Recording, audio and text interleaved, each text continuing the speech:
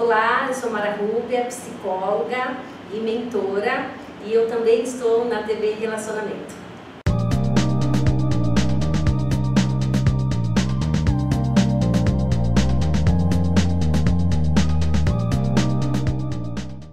Olá, internautas! Iniciamos mais um programa Gestão Executiva.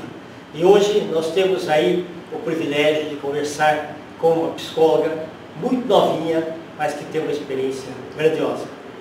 Bianca Durante, gratidão, muito obrigado, viu? Obrigada. Já tivemos a tua mamãe Maria Rúbia nos brindando com seus conhecimentos, né? E hoje nós temos você. Obrigado. Muito obrigada por me receber aqui. Estou muito feliz por estar aqui, falando um pouquinho para vocês sobre a minha vida. E é isso. Tá. Conta um pouquinho para os nossos internautas onde você nasceu, né? Um pouquinho da sua trajetória profissional e a escolha da carreira também. Tá bom. Bom, eu sou daqui de São Paulo mesmo, nasci em São Paulo, fui criada em São Paulo.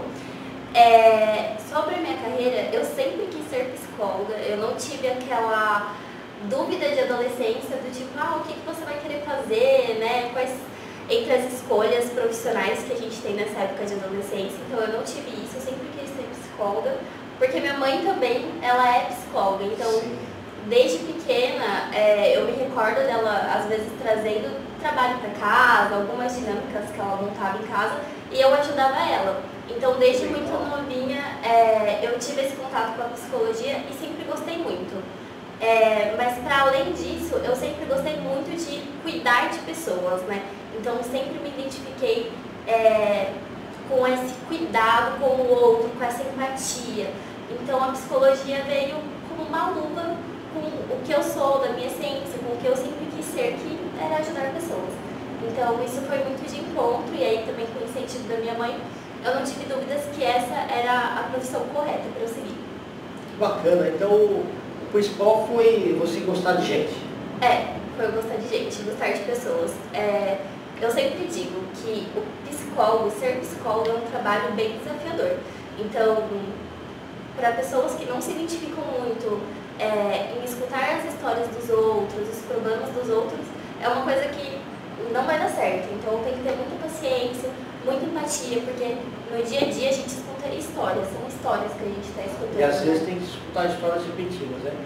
Às vezes sim, às vezes não, as histórias... Não pode falar, não, você já falou isso. Não pode. É muito subjetivo, então você está lidando com o sentimento da outra pessoa, então tem que tomar muito cuidado em como você vai se posicionar, em como você vai tratar aquela pessoa. E eu sempre tive esse cuidado desde pequenininha, então eu sinto que eu estou na profissão correta, no lugar correto, me identifico muito. Legal. É bacana a profissão de psicólogo, porque às vezes a pessoa ela tem alguma coisa que ela precisa desabafar, mas não pode contar para a esposa, não pode contar para o marido, não pode contar para a melhor amiga. Exato. Mas para o profissional ela consegue contar. Exato. E eu acho que isso é bem legal.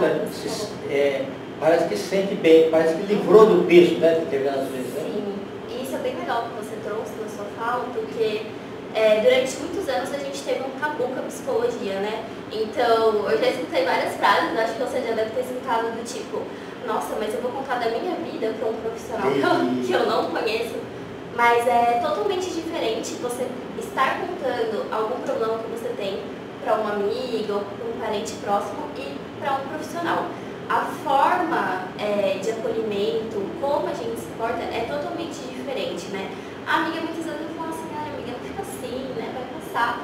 Então, quando você está dentro de um set terapêutico, o manejo que o psicólogo tem com a demanda que o paciente está trazendo é totalmente diferente, né? E é totalmente personalizado para aquela pessoa. Isso é muito importante, né? Da gente não banalizar o sentimento que a gente tem e da gente não achar que simplesmente falar com uma amiga vai resolver as nossas questões, porque não é bem assim. Tem uma coisa, tem um tipo de um código de ética, né? Isso. Você tem que ficar, é como se fosse um padre naquela ocasião. Tá? Exatamente. E mesmo que você, sei lá, tenha pacientes, 3 pessoas da mesma família, você não pode contar aquilo que foi contado. Exato, e isso é super importante, o sigilo profissional, né? Então, tudo que é dito dentro de 4 paredes, seja numa sessão presencial, seja numa sessão online, é regra e é lei. A gente não tem o direito de contar e compartilhar aquilo com outras pessoas. Então, isso é fundamental e é super ético que todo psicólogo siga. Já teve casos, por exemplo, sei lá, a mãe chegar e ligar para o senhor, escuta, conta para mim como foi a filha. Já teve casos e, no geral, a gente pode passar um parecer sem dar muitos detalhes de como está indo a sessão. Como se fosse um prontuário psicológico que a gente pode emitir. Mas esse prontuário é sem muitos detalhes, né, da consulta, é mais de uma maneira geral. Agora, a gente não pode aprofundar e a gente não pode detalhar para aquela mãe ou para aquele pai, né, como que está indo a sessão, né, o que a filha disse, o que a filha contou. Principalmente que casos de adolescentes, né, envolvem muita questão familiar, então a gente não pode ter esse nível de detalhe. Exato. Agora, existe, por exemplo, sei lá, dependendo da pessoa que vai lá, você, como profissional, identifica alguma coisa meio grave na conduta e que, de repente, sei lá, você vai ter a consulta dela daqui 10 dias. Se você tiver um alerta de que alguma coisa pode acontecer nesse sentido, aí você chega a falar com a família, como que é o procedimento? Aí depende, existem várias maneiras, né, de como que a gente pode se fazer. Primeiro é avaliar a situação como um todo, né? Então, qual que é o nível de perigo? Porque às vezes a gente pode se colocar à disposição para estar ajudando. Às vezes a família nem sempre ela vai ser um porto seguro daquela pessoa. Por exemplo, fugir de casa é grave ou não? É grave.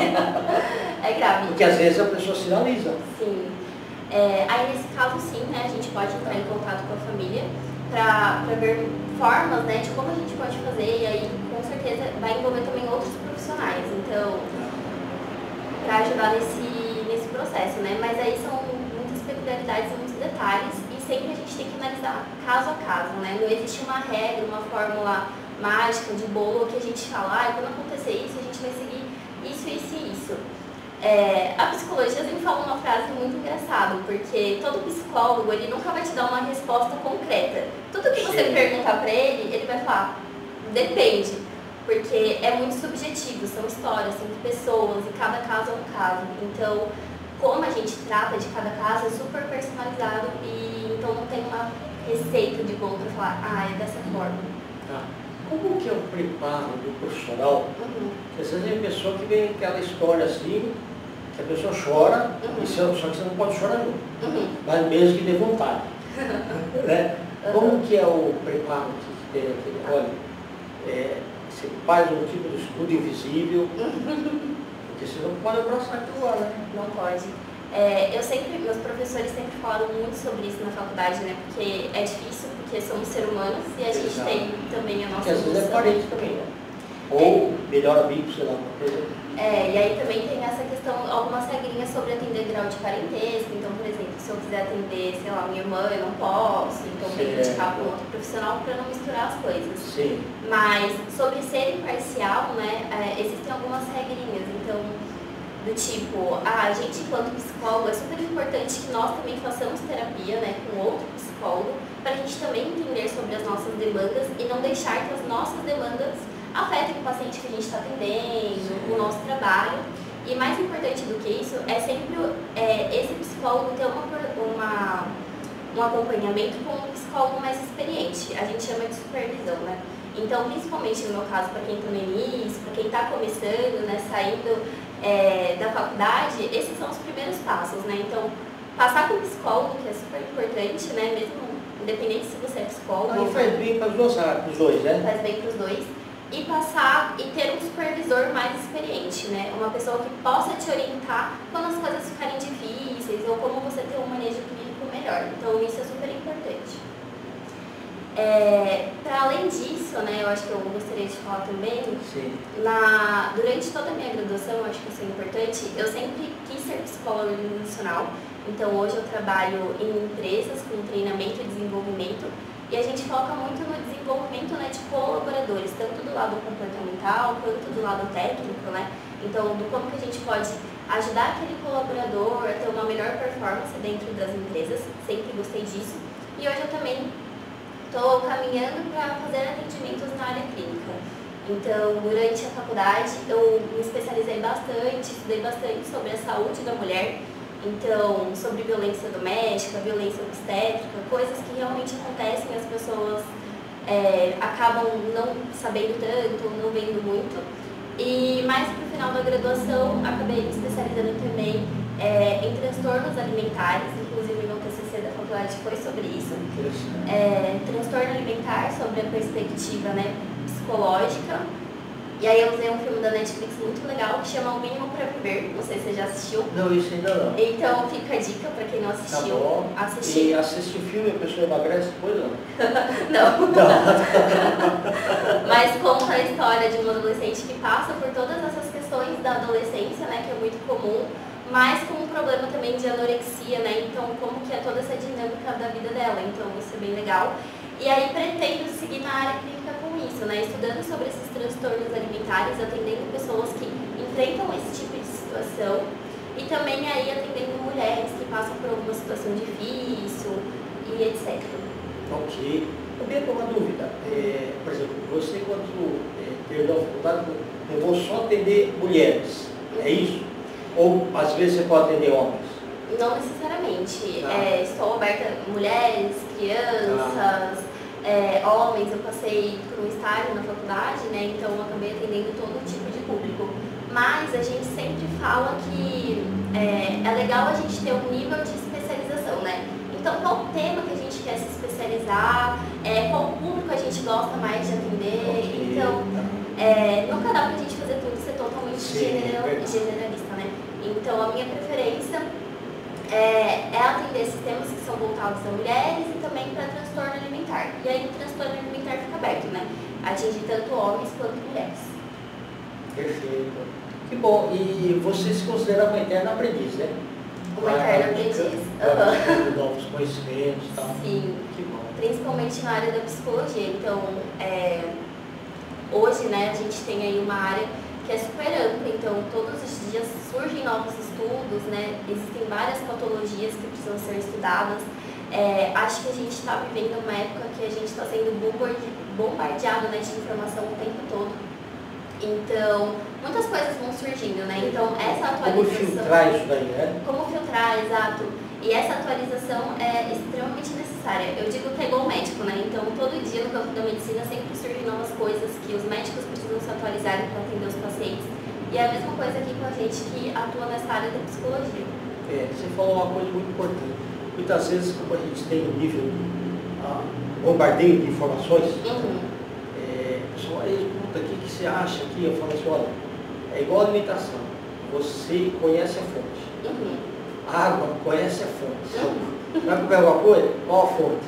A informação, qual a fonte? É isso mesmo. É isso mesmo, gente. Sempre chequem a fonte, não confiem em fake news. Exatamente. Mas é exatamente isso, né? E eu acho que hoje são tantas informações, e aí nem questão de realmente consultar essas informações.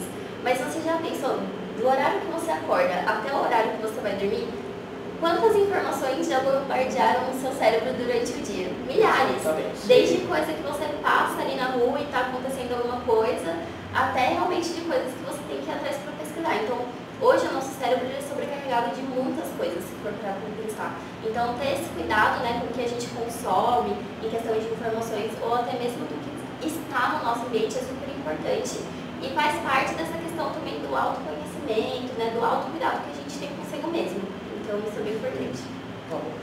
Uma pergunta capciosa agora. Tá. O profissional psicólogo, ele sente quando tem algum alerta também para ele? Olha, sente. Legal. E aí a pessoa também lhe ajuda também, né? Sim. Eu acho que eu posso falar por mim mesma, né? Eu acho que quando a gente é psicólogo, a gente tem um quezinho a mais para entender o que está acontecendo de diferente ali com a gente, né? Se a gente está passando por um momento de crise, se a gente está passando por um momento difícil, então a gente já tem esse quezinho a mais para entender o que está acontecendo conosco. Claro que a gente não pode, né, se autoanalisar, se auto-entender, porque não é o correto. O correto é sempre você procurar um profissional para que possa te ajudar também nas suas demandas. Eu sempre digo, nem sempre aquilo que a gente acha que está acontecendo é o que de fato está acontecendo, né? Então, sempre ter um olhar de fora para nos ajudar a entender o que está acontecendo conosco é importante também, por mais que sejamos psicólogos. Que ótimo. Ô Bianca, eu queria que você deixasse uma mensagem para o pessoal de ensino médio e último ano, que ainda está na busca das profissões, e que depois dessa brilhante exposição sua, tá? Tenha certeza de que psicologia vai assim, ser o meio, né? Muito bom para eles. Hoje, com a consulta online também facilita bastante, né? Facilita bastante, ajuda bastante. Você pode atender pessoas do mundo todo. Exato. Online. Online. E hoje tem essa facilidade, né? Uma facilitação melhor para a gente se comunicar com as pessoas, fazendo esse atendimento online. E eu acho que o recado que eu posso deixar, né? Pensando numa pessoa que passou pela fase da adolescência não faz tanto tempo assim, para a galera que está assistindo, gente, pesquisem, né? Pensem o que vocês gostam de fazer, né? O que vocês gostam de fazer, o que vocês são apaixonados, né? Pesquisam as profissões que existem no mercado, então isso é super importante. E o mais importante, conversem com pessoas que já passaram por isso, né? Então, sei lá, quero fazer engenharia. Conversa com um profissional, sei lá, de engenharia, vê como que é o dia a dia, vê se você vai gostar. E o mais importante, né, procure ajuda profissional. Então, nós psicólogos também estamos aí para isso, né? A gente faz toda essa parte de orientação e de carreira também, para ajudar você a escolher o que é o melhor para você mesmo. Mas o que eu deixo de recado de mais importante é isso. Pensem no que gostem, busquem ajuda profissional e conversem com outras pessoas. Acho que trocar informações é bem importante e enriquece bastante. Por mais que você não vai fazer aquilo, né? Mas é um conhecimento que te agrega também. Acho que é isso. Você deixa seus contatos? Claro. Gente, o meu Instagram é @biadurante. Meu Facebook é Bianca Durante Carrijo e o meu LinkedIn também é Bianca Durante Carrijo. Vocês podem me achar nessas 3 redes sociais aí, tá bom? Perfeito. Bianca, eu agradeço mais a você e também a Maria Ruga, que deixou um legado fantástico para você. Tá? Muito obrigada. Desejo muito sucesso. Obrigada. Tá? Internautas, que os agradecimentos então a essa fantástica profissional que veio nos brindar com as informações. Bianca Durante, nós finalizamos mais uma Gestão Executiva. Grande abraço e até a próxima. Tchau.